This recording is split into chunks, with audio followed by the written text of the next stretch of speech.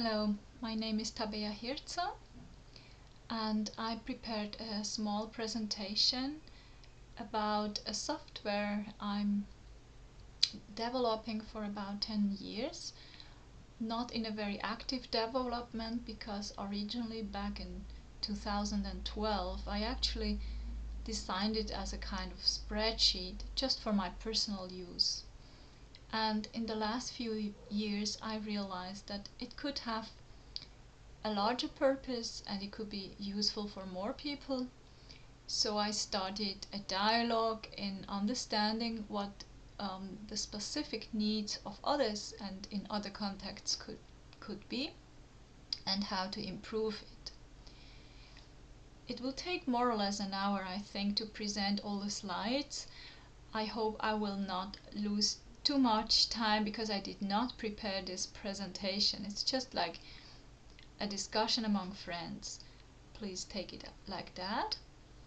First of all, my motivation, besides that I needed it for my own experience as a teacher of different contents, especially in language teaching and music, I have developed a more specific understanding of what actually the use could be of creating a software that helps to improve the design and the development of learning content and lesson plans or learning scenarios, however you call this.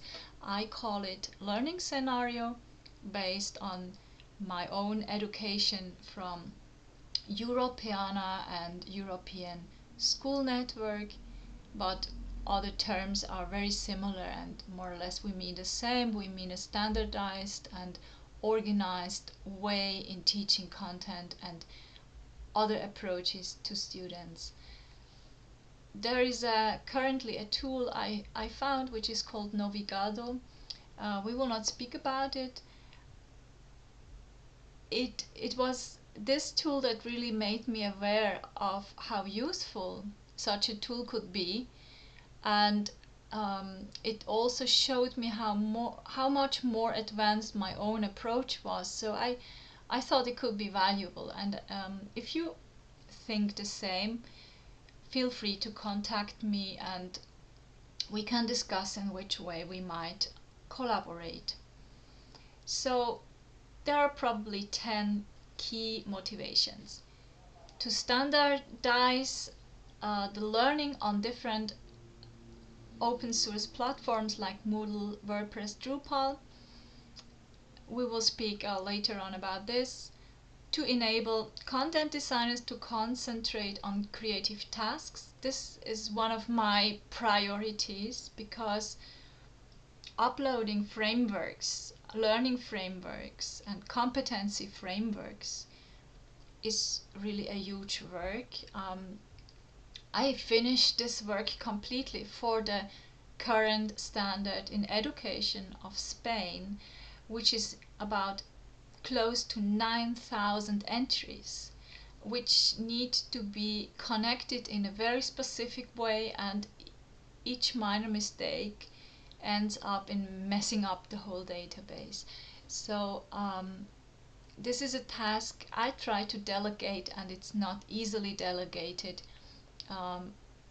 It's often done quicker or faster by oneself, especially if the final outcome is not very clear. So the idea that I could have a software that really holds all these data and just with a few clicks coordinate these contents and get a scheme, not necessarily a real learning scenario, but a scheme how to combine different topics, would be fantastic. It would also enable course creators to develop easier multiple paths. So if you have one learning scenario, you could easily switch and recombine it. That is another idea. It would also improve algorithms for adaptive learning platforms. Moodle, for example, is definitely prepared for adaptive learning, and I'm using it in that way. This would help to do that in a more systematic way and assess directly pedagogical needs. It could enhance personalization of learning in a coherent and complete way. This is the origin of my approach. I started with CLIL, Content and Language Integrated Learning, in 2012, and majorly I did not have courses, but I had individual clients or students with very specific needs. So I was looking for a way to reuse material and very quickly, over the run, during the lesson, to recombine it for the specific student. And I did that with a spreadsheet and it worked out, and actually everything else I did is based on this spreadsheet. Then another approach is recently I'm more and more also in exchanging ideas about how we can do in a simple way STEAM content, especially if we are not very multidisciplinary teachers, which is mostly not the case. Most teachers, especially in the higher levels, are more and more specialized in mathematics or in language or in science or whatever. So it becomes more and more difficult to create a STEAM content, and the idea is to facilitate this task to teachers and to help them to concentrate fully on the creativity of the lesson and the delivery of the lesson, and to lose less time with the design of learning content. In general, to make adaptive learning paths not only for platforms but in general, give learners more control over learning content. This comes rather from a frustration I had with official editorial material. For example, in Spain we have a very detailed catalogue of female composers, but among all the official material that is used in public schools, none is including a single composer. So it is not because of a lack or the lack of awareness, because the very Ministry of Education is documenting and producing this material, but editorials for some reason do not integrate it. Even I have found that is a gender issue, but I have even found content-based issue. I have found materials and more than one where content was missing from the learning plan. So it was not really based on the national framework. It just lacked content. And this is very dangerous because these books or CD-ROMs or whatever is used nowadays, downloadable material, is meant for teachers who have no time or want to dedicate more time to more essential things, more pedagogical things. And it is it should be a help, and the teacher will use this book as a guidance and will not even realize that the content is missing. I would not have realized that until I started connecting it with the competencies, and I realized that there are competences which are completely missing, and even content topics. And if you are frustrated with that, this could give more control to combine it in your own way and make your own checklist if everything is there just by using the whole framework. I have also the hope for the future that it could help to make a higher interconnectivity among different applications of assessment. I mean, course entrance, so from one course to the other, that you have a more clear view if somebody really knows what she or he should know, but also for job entrance, what we know as a curriculum so far. So it is more this kind of token-based knowledge assessment, and we could perhaps do that through LOD, linked open data, and connect this in a more fluid way through the Internet of Things, on the one side with the national institutes in charge of defining standards with businesses using these standards in their daily work life, and defining what is really necessary and what the internet is offering freely for learning content. So people could actually, my dream would be something like people could program their internet browser in a way like, if they give the permit, like marking what they are looking for or what they are needed to learn, and then the browser would focus more on this content and give some more input on this content, like a seamless learning approach, just by navigating through the internet. I'm thinking especially about all these kids who are engaged with TikTok and YouTube all day. That could convert these tools in a very powerful way of teaching. It also helps to enable comparability among different learning contents, because I work currently with the Spanish framework, with the German framework, the French, the British, and the Canadian, and up to some degree also the one of the United States. And I'm touching certain topics also from Chinese frameworks. So what I realize is that in most fields there is not a lot of difference on what we want to know and what we want to teach. And frameworks are shaped more or less in a similar way. There are differences, and of course there are regional contents which vary, but the essence of the contents are not so different. It's like, let's say, students learn about the course of a river and how the river is shaped and what the different parts of a river are called, and then they apply to their local content, to their local context. But there is a lot in common, and when you compare this in a systematic way, you become very aware of that.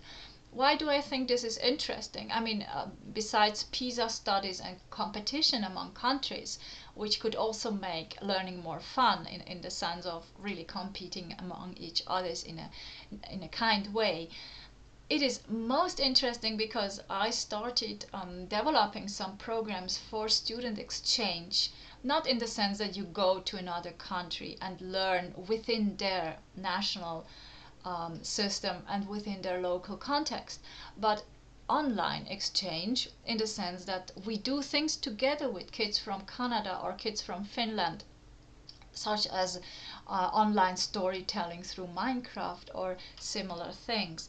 And in this case, it would be most helpful if we can assist participating tutors, mentors, or even all the students who want to take control over their learning experience, which of their national content they are actually addressing with their activity. So they can just play and exchange and stay together, but they are learning and they can assist their learning and get a feedback on that. So this is more or less the motivation of all this, and it is in a very poor and very initial state, but I already feel that I need more exchange, and this is why I'm presenting it. First of all, let's go one step back. In recent times, and there are already a lot of articles around, we have really a kind of boom in developing new learning approaches and giving fancy names to everything, and usually with acronyms, which is all wonderful. And I have made specific courses for every of these approaches.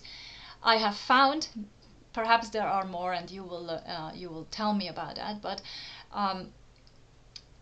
the thing is, it is not making teaching easier. It's making it complex. It's making it confusing. And when you build learning content for others, you start actually thinking, what is really the difference? Especially because to make my work as a learning designer, a content designer and a learning experience designer, I want to reuse material. That makes my job more efficient. So I have to understand how I can reuse it and how it really connects and what we are really speaking about. And this made me a little bit organize and systemize different learning approaches according to their needs and to the way we can actually frame them and assist them. And I found there are only 3 major groups of learning approaches. At the end of this presentation there is a short link which you can use to give me a feedback on different questions that might come up in this presentation, and I would be really, really happy to receive some answers if you like what I say, if you share my opinion, or if you are able to contribute with a very divergent view and could improve what I'm doing by correcting me or by adding something I'm missing, but also by giving your own experiences. This will be wonderful. I say already thank you. So the 3 major groups I found: the traditional curriculum-based learning approach, of course, which is more sophisticated than it seems, then the active learning approaches, and community learning. I will briefly show how they are defined and how they connect. Curriculum-based approaches can be divided into 3 groups: competency-based learning, or CBL, knowledge-based learning, KVL, and content-based learning. Content-based learning is the typical 19th century teaching, and it comes out of this tradition, or it's not really a tradition, it's only 200 years old, but of this approach to understand knowledge in classes of disciplines. And disciplines are broken down into topics, themes, syllables, or methods. So the learner takes on a role of a disciple or a follower, like in YouTube. A YouTube channel is nothing else than the distribution of some knowledge or content, even if it's quite nonsense, but it is a kind of discourse, something people should think, know, or do, and the audience are just repeating it, learning it by mind and reproducing it. So when they are really good in doing that, they become a scholar or an influencer themselves. And the assessment, how it works, is actually through propagation, redistribution. If we have a lot of clicks, if we resend it to others, we know that it works. Or the academic career, yeah, if we have a lot of students, we have a lot of publications, if these publications are read a lot, and so on. This is all this very, very classical way of approaching education in the last 2 centuries. The outcome is a shared language, a method, or a dogma. Yeah, churches are also working like that. They are probably the inventors of this kind of education, and this type of education has been quite lost interest in recent years, but I would say it will never really lose importance because of the outcome. We need a shared language. Content-based learning is, for example, an efficient storytelling. It seems very innovative, but a story is nothing else than a guided and organized content of something, a message that should go through and should be repeated. So don't throw it completely away.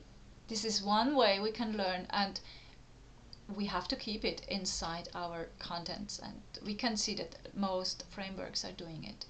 The knowledge-based learning comes very much out from this KVL, this self-assisted learning.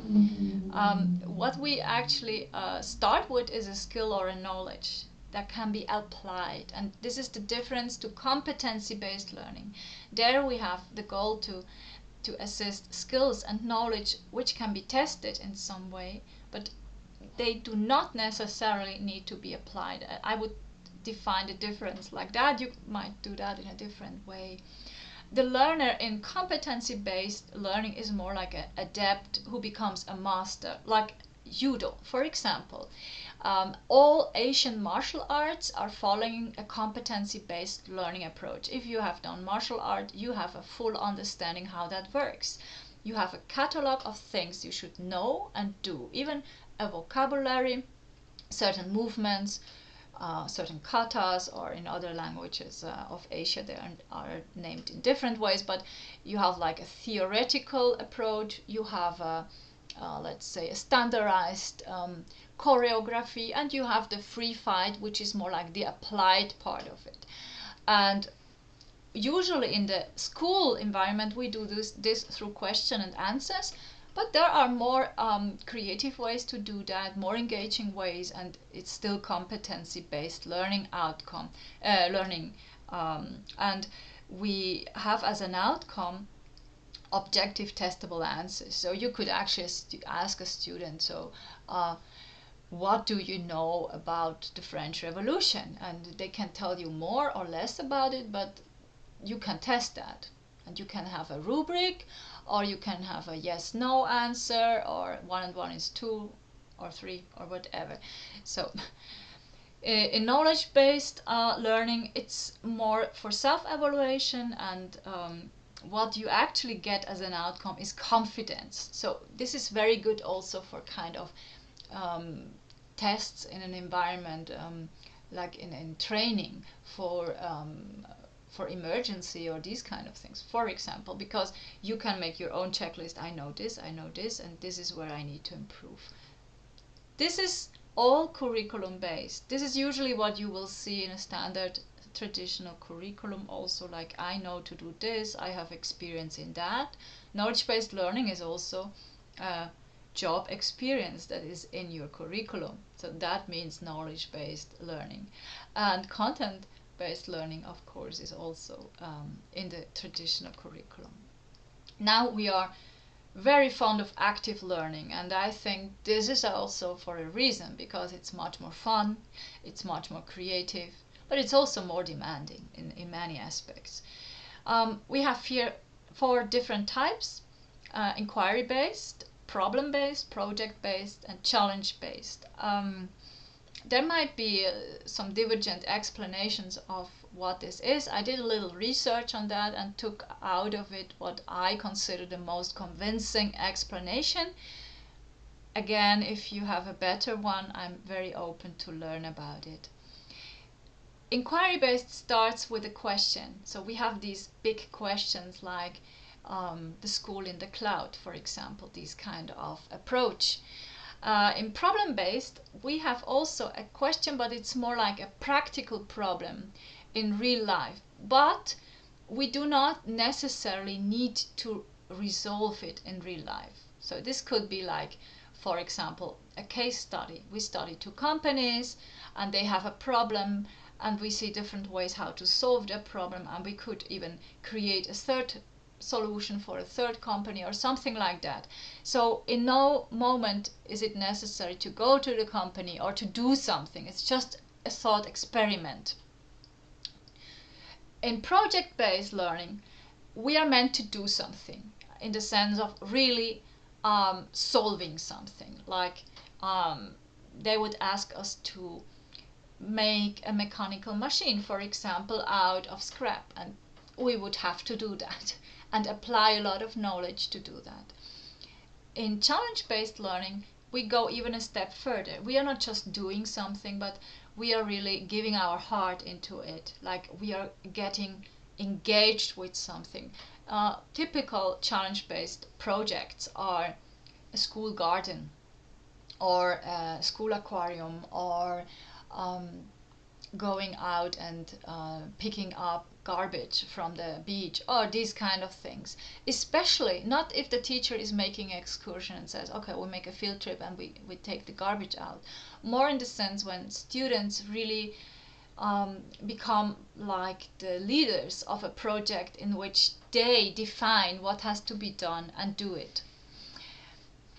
Challenge-based learning is not only about activism in an ecological or other sense. It can be something completely neutral in moral terms, like for example a radio, school radio as a project. Okay, so the learner role for inquiry-based learning is the one of an investigator who explores, discovers, and tests. So the mentor would be a questionnaire, the one who is always triggering and asking, not really giving solutions. If you give solutions, you break the whole process down. And usually we use rubric, but there are more ways in assessing that. And the learning outcome will be the answer or the solution given by the investigator. The problem-based learning, actually inquiry-based learning, is the typical way of learning at the doctoral degree, even nowadays in a master's degree, because you also have a work, and very often also at the graduate level already. So we are integrating that in a formal way for decades already. Problem-based learning is putting the learner more in the role of an engineer who defines, measures, applies all these kind of the engineering process. And the mentor is a supervisor. So we are speaking here of engineering in a mental way. It could be applied, but it must not be, remember. Also, rubric is a good way to assess, and the outcome is a learning object, something like a presentation, for example, about our solution, where we define the different steps. Project-based learning is very similar, but it's more like a consultant. The learner is also looking at stakeholders, different focuses, alternative approaches, and so on. And the mentor would be a kind of auditor. The difference is really how much we apply the problem, how much is real action integrated, and that it takes usually a little bit longer. It's very overlapping with problem-based. Again, we have rubric, for example, on an exhibition or presentation, and the outcome is this exhibition or presentation. And of course, the object. So, for example, if we make a mechanical machine, we would have a presentation of this machine, but the outcome is the machine. Whereas in a problem-based learning, the outcome is the presentation on some machine or a case study. In the challenge-based learning, the learner is an activist, and the mentor is the one who challenges the activist. So it's like the role of the devil, perhaps, but not necessarily, or a co-activist who is also engaging, like, let's do it together. And the assessment, this is very important. I think this is usually not the case, but I mean, it's happening, but it's not assessed in that way, that the students or the learners actually live a transformation. They experience a personal transformation, and they transform their environment, their group or their place or whatever. So the outcome is really the engagement, and there should be a certain continuancy or a correction, because perhaps through the experience they realize it is not what I actually meant to do, and correct their engagement. The last one, sorry, this is the continuancy. There I have just put together some resources. In any case, I will put the link of this slide and you can go through it quietly. The last one is community learning. And here again, we can really define 3 different types of community learning, because community learning is based on 3 elements. If you remember, it has always a place, a community or the people, and a technology. So depending if we start from the place, or the place is given, then it's a place-based, like outdoor learning, GLAM. Not every outdoor learning must be community learning or place-based learning. Yeah, we can just go on a baobab tree and learn mathematics. That is not necessarily place-based learning, unless we count the leaves of the baobab tree. We can go to a museum and just do some drawings and get the inspiration there. That is not necessarily GLAM. program is a little bit more, but still it is place-based perhaps. Community-based, very typical is, for example, the communities of practice or the open space technology. I will not go into more details. And technology-based, this is probably the one that is least addressed, and we might see that more in the future. I'm not thinking so much about using IT or these kind of things. When we think about technology nowadays, we think about IT. I think about technology in a broader sense, starting from making fire. When we speak about technology, each community has a kind of core set of tools they use to make their wealth. So, for example, in Switzerland, not in every area, but one of the dominant tools are data center services like banking or insurances. So there's a set of tools around these activities they do on their daily life, which enable them to do that. And this will be the technology they use to produce what they produce. Whereas in, let's say, in Anatolia, for example, people are more based on construction, on mining and agriculture, especially agriculture. So the tools they use to produce that will be very different. We would probably speak more about irrigation, about engines and these kind of things, whereas the Swiss will probably speak more about ventilation, about energy efficiency, because of the high costs of data centers and these kind of things. So yeah, this is the idea. Then since I'm coming from CLIL, just to remind, in CLIL we have also this approach, because we have language for learning, which is actually the language we need if we want to stay in a place. Like if you are a German and you want to live in China, you should learn some Chinese to move around in this place. Language through learning is actually when you engage with people. Let's say you are learning Greek and you go to Greece, or you know Greek people in your area, and you speak with them, you are constantly learning. So that is also the community-based approach. And language of learning is the theoretical part. It's actually the language itself that you are learning, the grammar and all these kind of things that that you need to understand what you are doing and helps you to improve. So more or less I have already explained how that works, and it is especially an approach that helps to create more identification with places, with groups, but also with workflows and standard principles. These are three different approaches, and the question is how they connect, especially when we use learning standards. So, where do I use learning standards? I'm working for about 15 years now with Moodle. So I started with Moodle 1, I think, and it has really gone huge steps since then. It has nothing to do with what it was, and still it looks quite similar, but its inside has improved so much.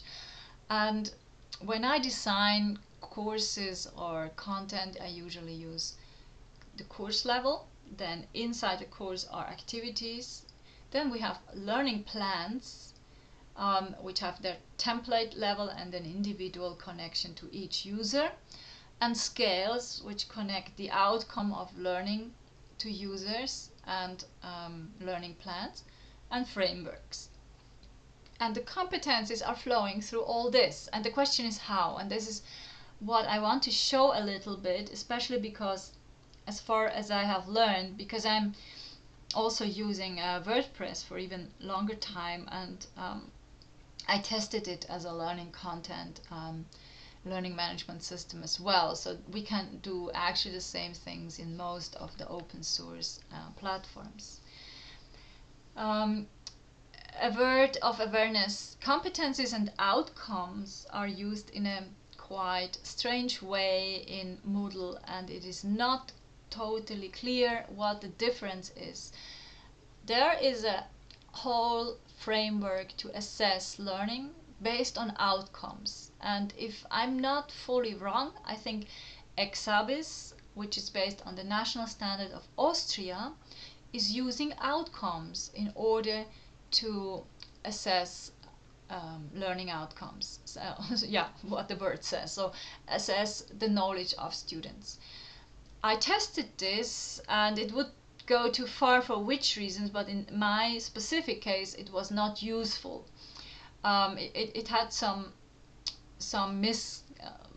missing parts, and I could not do everything I wanted to do. This is the only reason why I'm not using it, because I used it in the past, and I also tried this approach. I might return to it because this also depends very much on the upgrades Moodle is doing and the development of plugins others are doing for Moodle. So at the moment I use only competencies, and I will show in which way that can be used. I will not explain how to install competencies, how using competencies, and all these kind of things which you can find by searching through Moodle.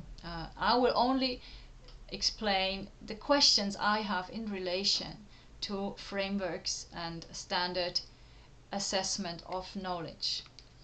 At the course level, you can find competencies at the course level actually here. So I will show you. When you click, you open the course and you click on more. This is my learning platform. You might have a different design, but you will always find it somewhere in the upper bar of the course, and you start with competencies. Then when you open these competencies, you see a very long list. This is only a fraction of it, where you can see everything you have added to a course. So this is not for each activity. These are all the available competencies, and here what I do is I add everything I think at the end of the course the student or the learner should know. And after, you will see here the different activities. So when you design a learning content, you also have your own control that you have content for each competency.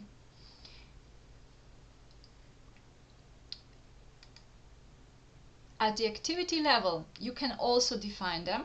You actually must do that. And then you will see in the list, we have seen before, in this list, you can see the activity that is added to a specific competence. And you will see that you can add several competencies to a single activity, and you can also add a competence to several activities, which makes the tool really sufficiently flexible.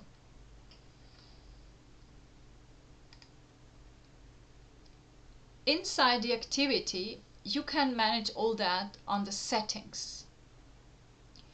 So you know you have this general details about the activity, and when you scroll down, you have competencies. This will be more or less the last thing you can modify in your activity, and here is where you add your competencies.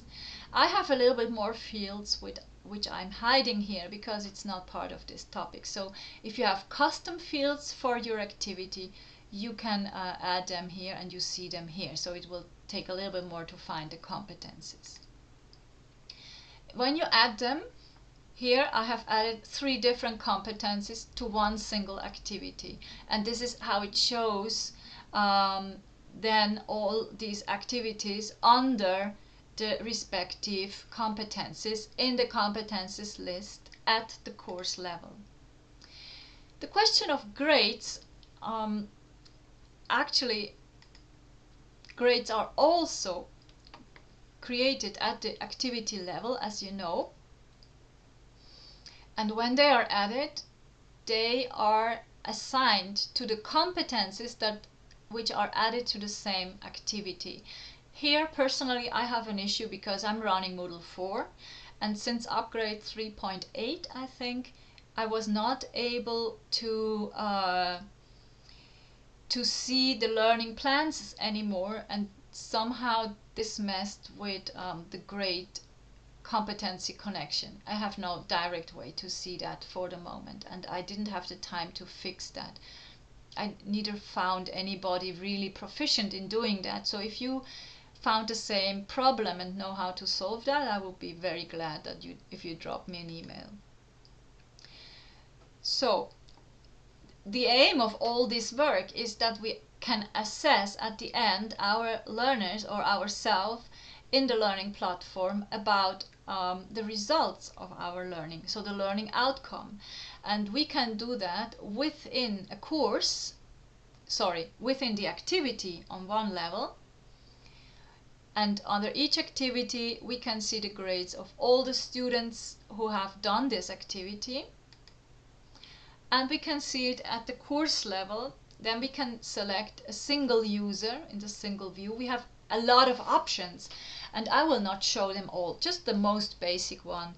And you can see I hide here the identity of the student, but you can see here this student in mathematics of primary school in Spain achieved a grade 10, here no grade, here 8, 4. I have to say this is still a testing platform, so it's not the fault of the student, it's more the fault of my development.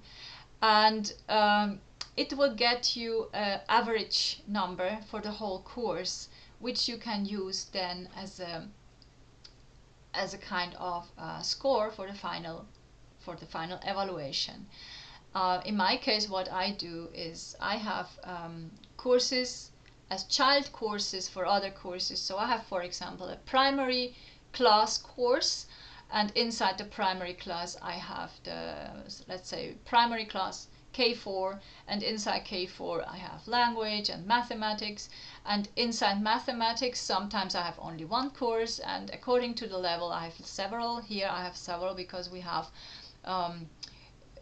challenges for each day. We have reasoning, geometry, arithmetic, and this is the parent course mathematics, which already arranges different courses. So you have really a lot of potential to combine that, and always to keep track of the grade but also of the competency.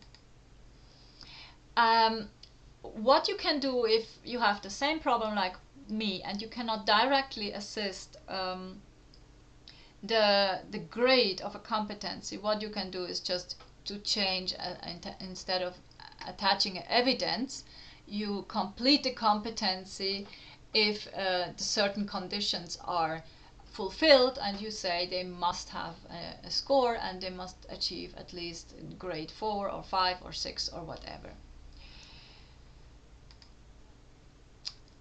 I spoke about the learning plans, which are giving problems. The idea is that we have templates of learning plans. As you can see, I developed them. I have, for example, for secondary school level 3, I made this template and it was working, and it looks really, really great because you have really a kind of a benchmark where you can see everything and the student as well. But for some reason this is not working anymore, so we will have to speak about it later on. Now what I really want to speak about is frameworks.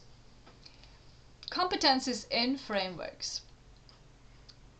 When we go to the site administration, now we are not at the course level, we are at the administration level of all the courses. We can define frameworks. As you can see, I have, for example, 21st century skills, and I have a piano standard, I have common language standards, the international standard of UNESCO, and here this is the Spanish one, and this is the German one, which I'm using at the moment for testing. You can also see that the German is not ready yet because it's really missing a lot of competences you can see it also because of the number. A national standard has usually between 5,000 and 10,000 items. So you get also an idea about the dimension of this work. And when you have defined it at the administrative level of the platform, then in each course you can use any of them, and you can use several of them. So you have the opportunity to add, for example, let's say in a music class, you can add the Lehrplan Plus from the Germans, and you look for the music activity there, the music competences they expect from the German standard. But you can also add the international standard to it, so students can compare and say, okay, on the international level I'm here. And you could add, for example, a music standard from a music private music method. That's all possible, and it makes it really, really flexible. But we need to speak a common language. This is the Lehrplan Plus from the German national standard.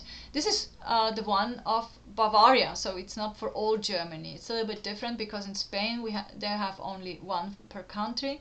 Here we have one per region, Land, so it's a little bit different, but it doesn't matter.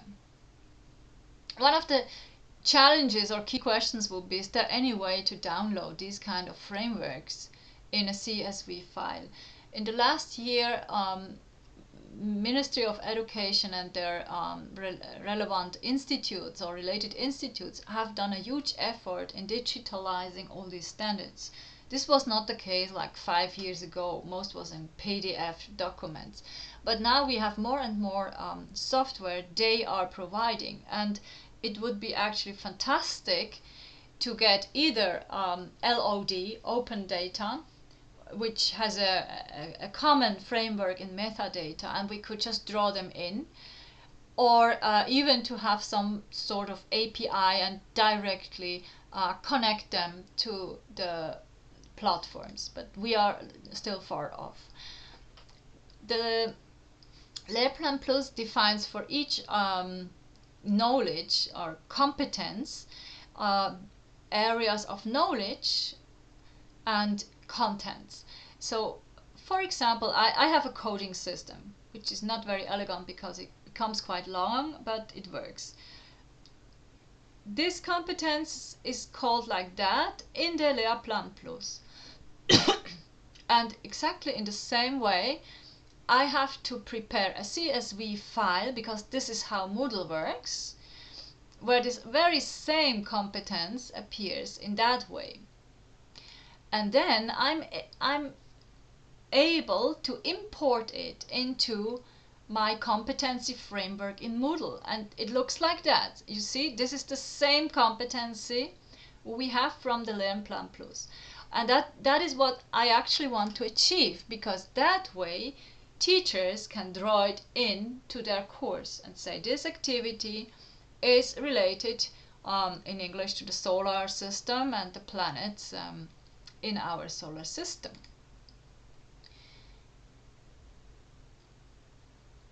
So one of the questions I have is a technical one. How must taxonomy be to make it better and faster? Because here, if you see, we can have under the Lehrplan Plus a category Grundschule, inside the category the Jahrgangsstufe, which is the age level, and then we could have a category Mittelschule, and under this subgroups or subcategories of the different age levels, and then the different disciplines, and then the questions and so on.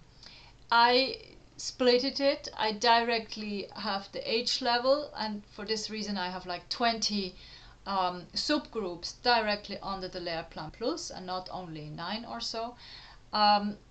I'm not really sure what is better, to have a lot of items per group or to have a lot of subgroups. In any case, starting from 3,000 items, loading can become challenging. I mean, it depends on your machine, but there is still some improvement, and I'm always thinking how to make that better, also from a technical point of view, because it is in the code and it is in the way we create frameworks. For Germany, for example, I have 5 levels. Actually, it's 6, but I limited that to 5. In Spain, I have only 3 levels. But the Spanish one is loading slower because in the 3 levels I have 8,000 items in altogether. So I have the intuition it depends more on the quantity of items per learning framework.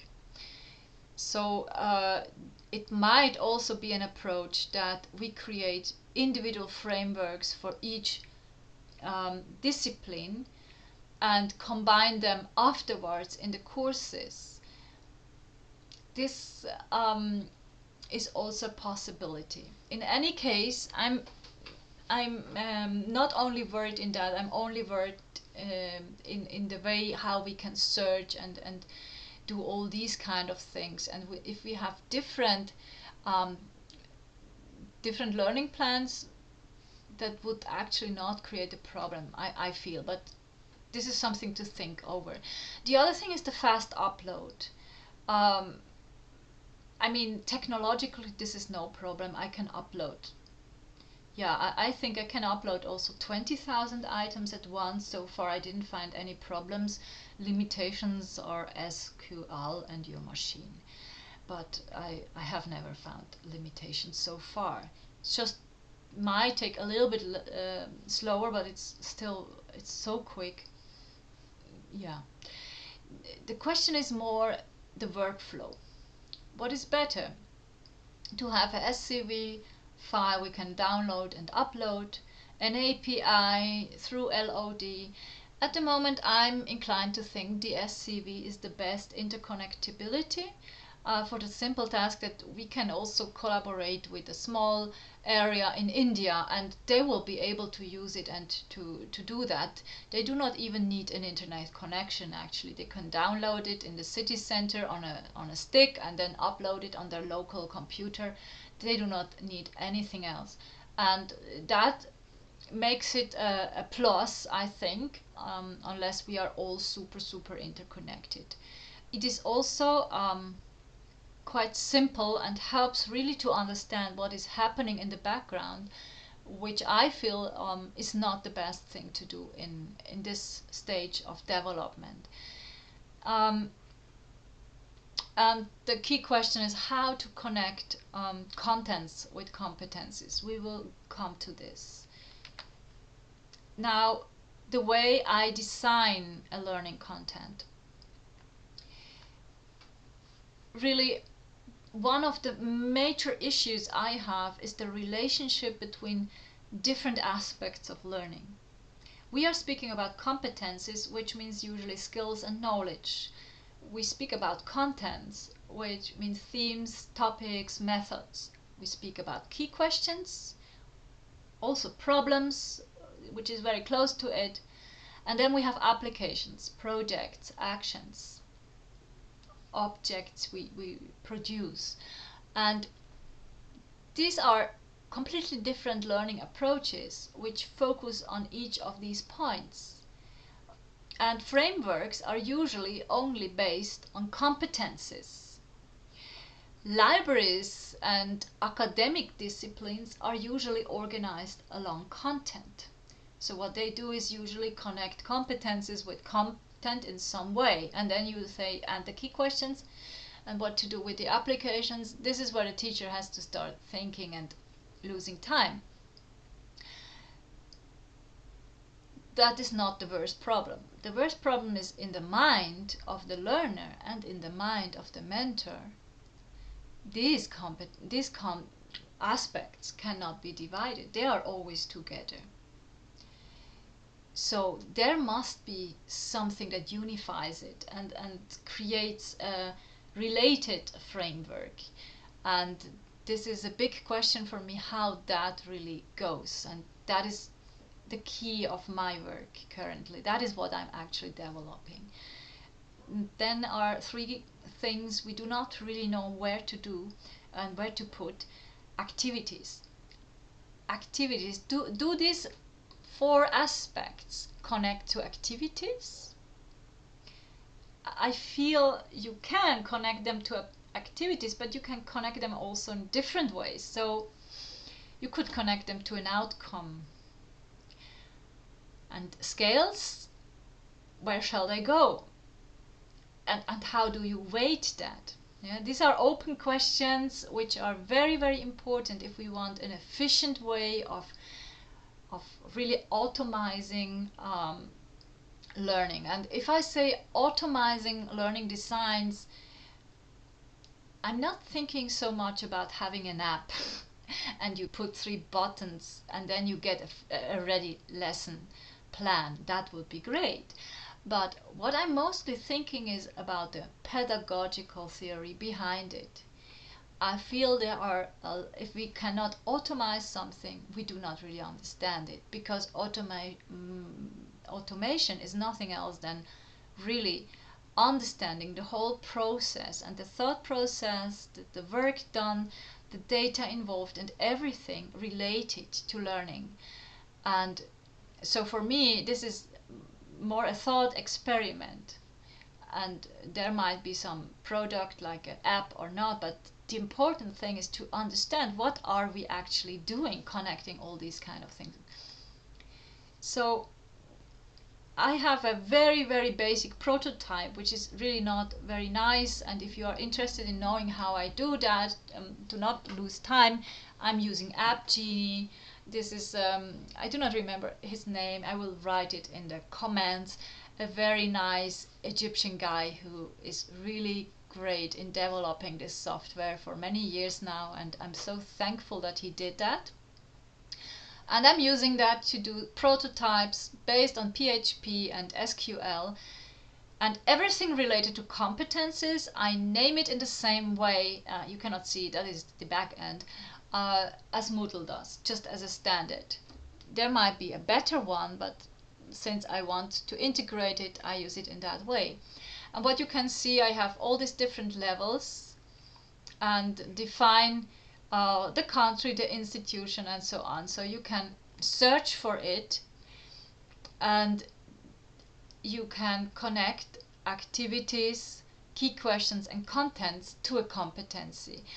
The Germans, for example, have already defined contents, Inhalte, related to competencies. So I use this, we can see here from the Lernplan Plus, I use this to add it here to the relevant competence. Now, this was a long talk about very little. Actually, there is a lot to say, more to say, but I only started to sharing that. This is actually the first time I speak about my work. I only did that for myself so far, and I think there is a lot of potential. And before entering into more details, I might make more videos on very specific questions.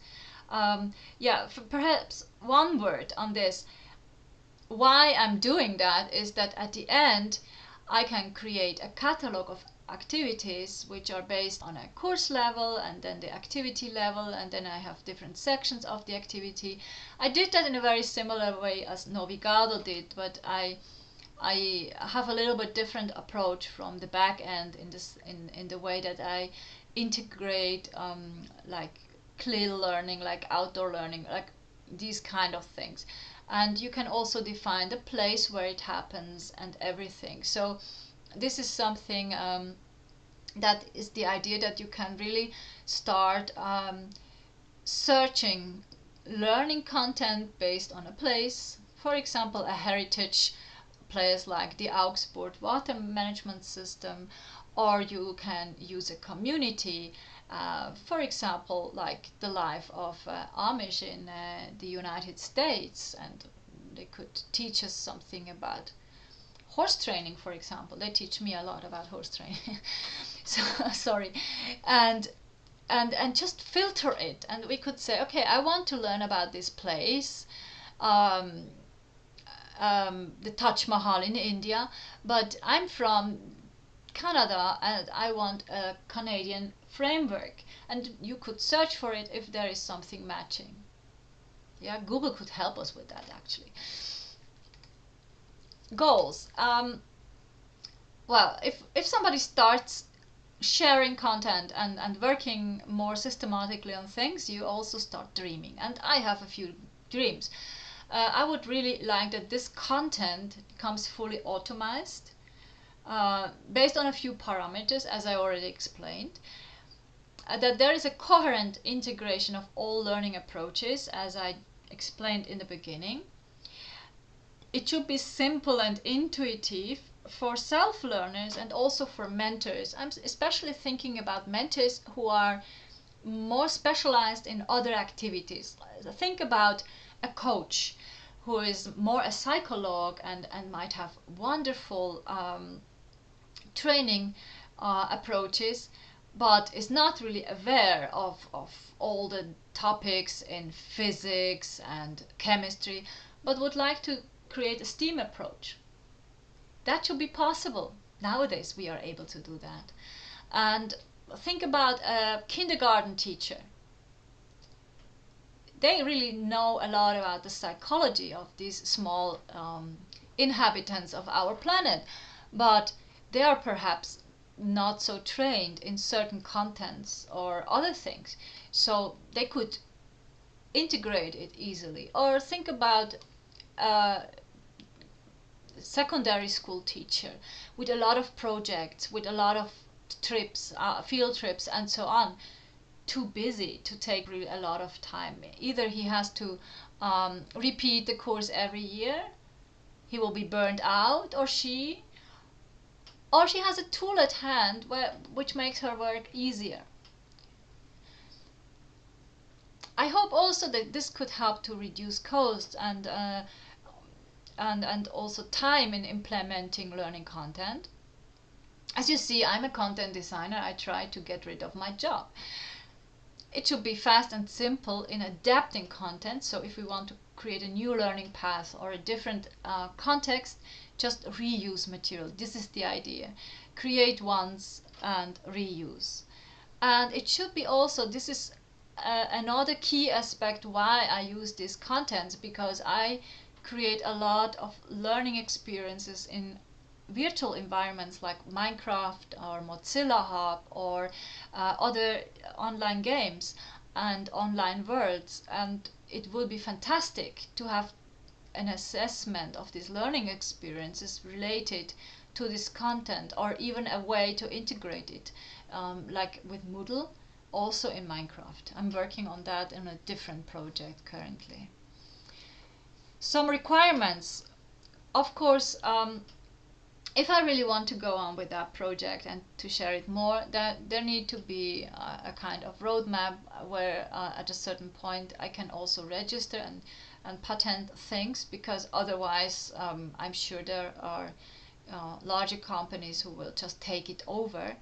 And this is not only a question of the effort, it's also a question to keep the work inside a community.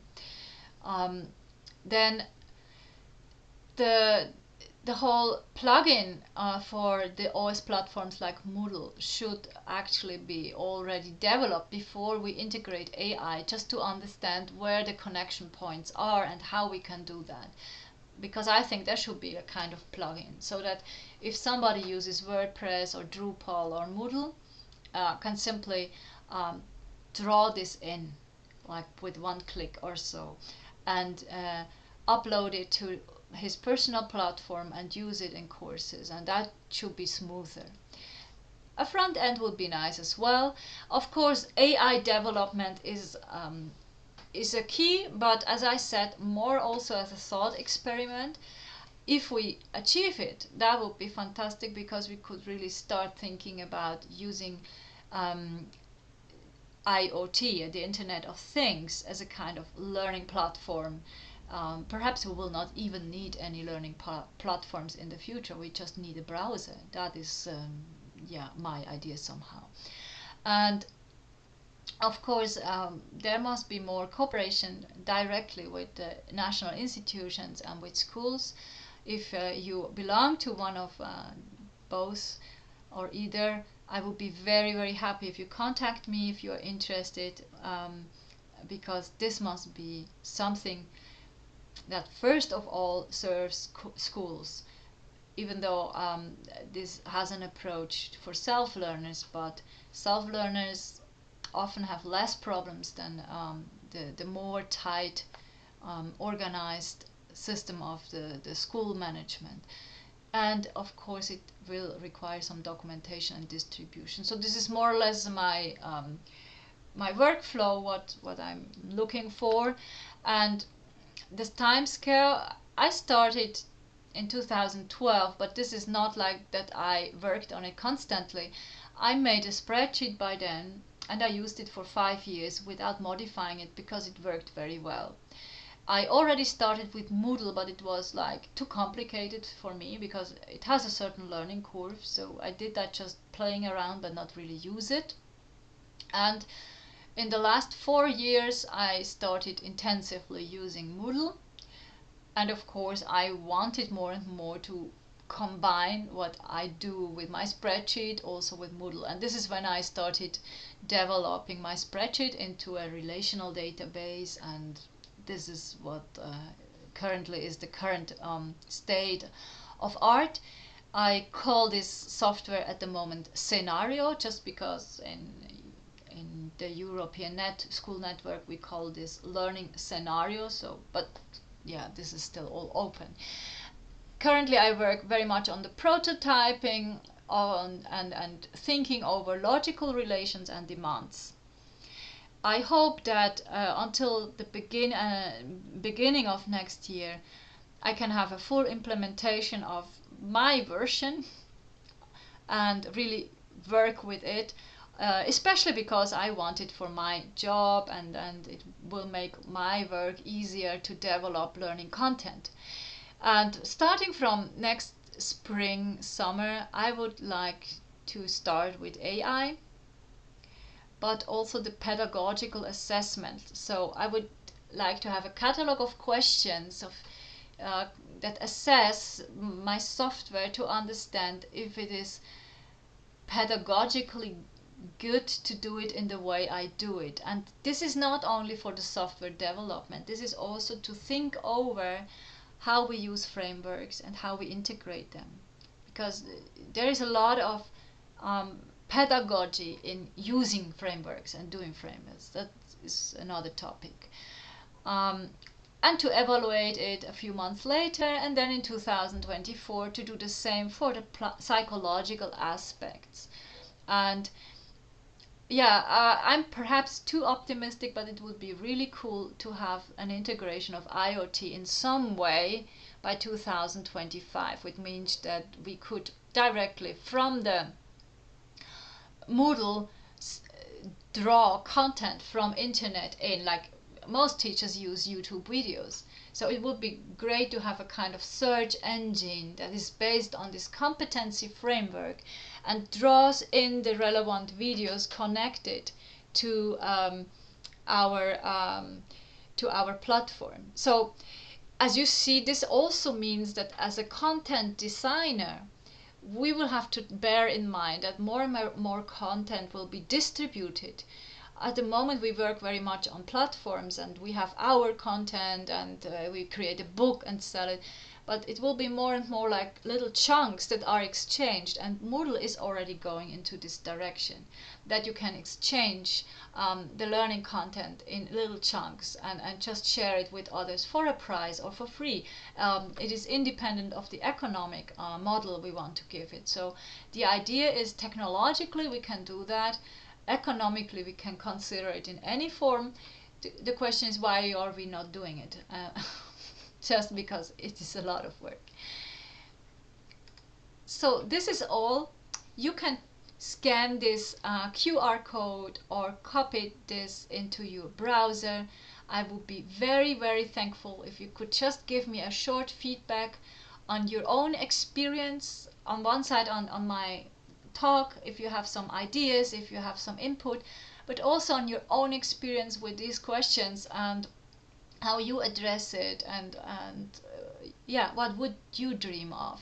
Thank you very much.